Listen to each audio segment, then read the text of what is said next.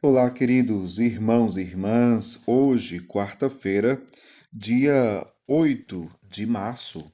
Hoje, Dia das Mulheres. Então, desde já, meus parabéns a todas as mulheres, que todas sejam ricamente abençoadas por Deus pela intercessão daquela grande mulher que é Nossa Senhora.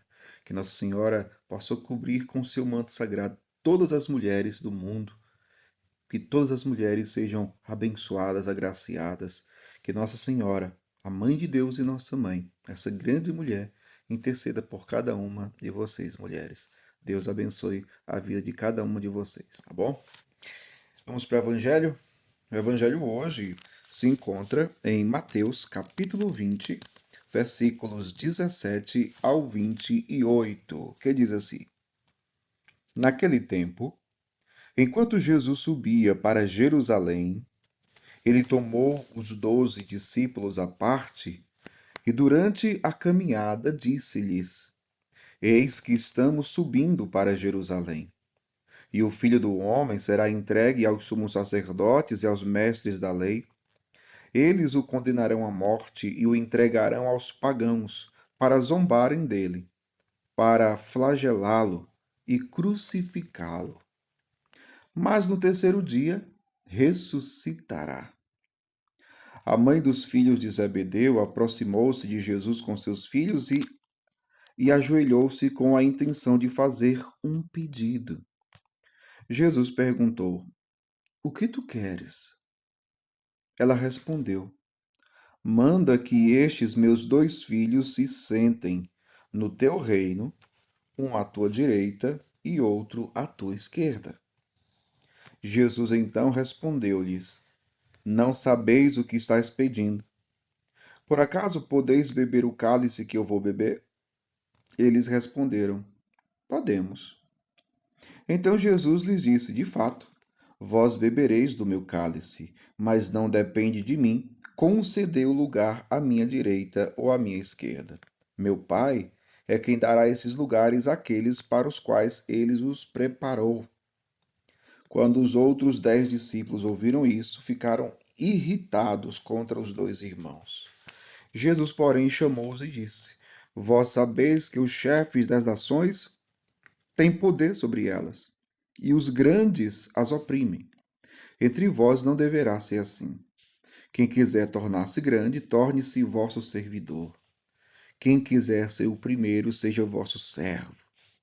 Pois o Filho do Homem não veio para ser servido, mas para servir e dar a sua vida em resgate, como resgate em favor de muitos.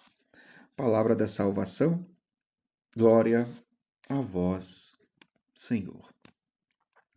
Queridos irmãos e irmãs, Jesus mais uma vez anuncia a sua paixão, a sua morte e a sua ressurreição.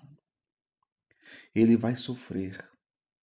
Jesus hoje chama os seus discípulos no lugar à parte. Veja, e Jesus abre o seu coração para os discípulos. Jesus diz que vai sofrer, que vai morrer. Vai morrer numa cruz, mas ao terceiro dia ele ressuscitará. Esse anúncio, esse anúncio que contém dor e sofrimento, esse momento de partilha que Jesus fazia com seus discípulos, não encontrou lugar no coração dos discípulos. Veja, que tristeza, meu povo. Imagine você chegar para uma pessoa e você desabafar, contar uma situação que está te fazendo sofrer e aquela pessoa de quem você espera alguma atitude de compaixão ou de palavra de ajuda, não sei, a pessoa de repente é indiferente à sua dor. A pessoa de repente é indiferente àquilo que você falou. Parece que a pessoa nem ouviu o que você disse. Isso aconteceu com Jesus e os discípulos. Jesus disse que ia morrer. Só que, veja o que diz o Evangelho. A mãe dos filhos de Zebedeu aproximou-se de Jesus com seus filhos e ajoelhou-se com a intenção de fazer um pedido. Veja, ela teve uma atitude maravilhosa.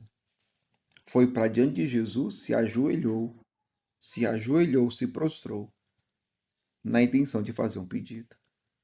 Jesus olha para aquela mulher e ele diz: O que tu queres?